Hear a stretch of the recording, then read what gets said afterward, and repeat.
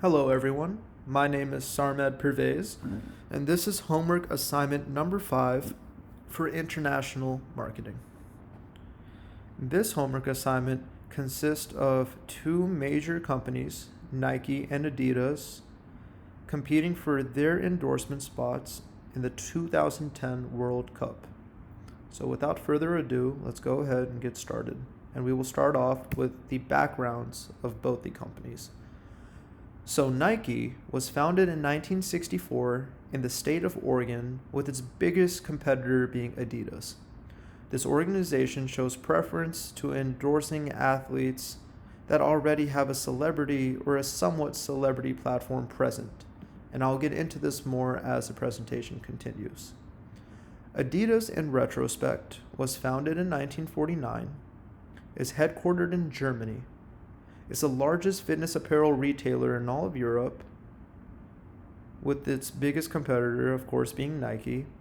And this organization endorses all sorts of athletes in all parts of their professional careers, as opposed to Nike, which usually wants to have somewhat of a platform present with their athletes so they can have optimal growth. And we will discuss this further as the presentation continues.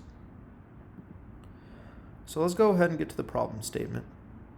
The 2010 World Cup is and was arguably one of the most important and highly viewed soccer events in history, with Nike and Adidas both looking to promote and advertise their products in order to increase revenue among the viewers and everyone else involved with the World Cup. Both of these companies have and will potentially spend millions of dollars to get these sponsorships across. Continuing on with the problem statement, it becomes apparent that Adidas has actually been working with FIFA since the 1970s, and it has more soccer revenue than Nike, I believe 25% more actually. Adidas has consistently also sponsored soccer players, and because of these earlier statements, it would seem that Adidas has more of a solid presence and an edge in the sphere of business over Nike, which can be viewed as true, but Nike, however, has a higher net worth than Adidas, has a preference to sponsor athletes who already have that celebrity platform present, so because of this, they can have an easier time reaching their target consumers. And getting back to the earlier statement with Adidas having more soccer revenue, this is most likely due to Nike actually starting later in terms of endorsing their products in the soccer atmosphere. But Nike ultimately as a company will spend more on sponsorships than Adidas. And this is why Nike might actually have an edge over Adidas in the bidding of the 2010 World Cup. And while at first glance it is at a disadvantage because Nike is ultimately spending more on these endorsements and they have an effective marketing strategy in place, along with more capital and assets to invest in Adidas, they actually have a very solid chance to come out on top. And I believe Nike should win because while Nike and Adidas are both very successful companies in the fitness apparel industry, Nike ultimately has a marketing edge over Adidas due to their ideologies in place, which I will discuss in this slide over here. So while Nike seems to be at this disadvantage with the competition, it has this effective marketing strategy present. And this marketing strategy, what it does is that it consists of mentally captivating the consumer with their advertisements.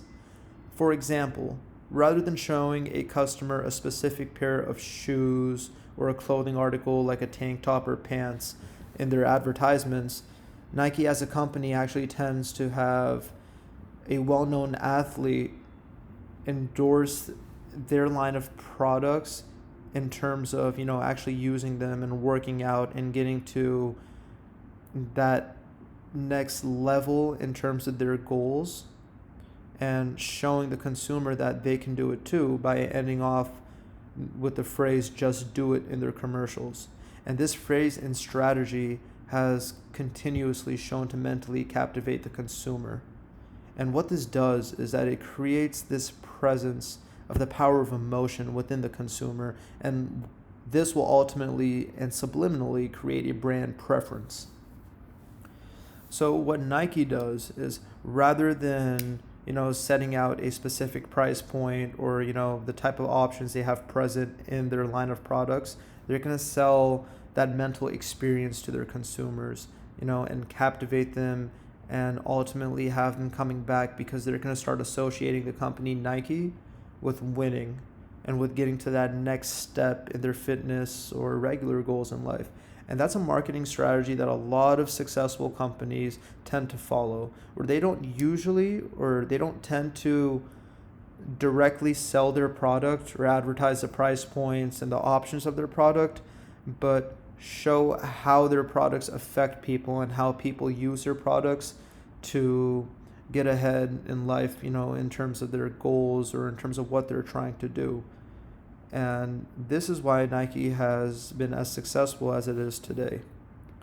So in conclusion, with this assignment, I believe that Nike will overall have the edge over Adidas and ultimately win in the bidding and the utilization of using these endorsements and advertisements in the 2010 World Cup.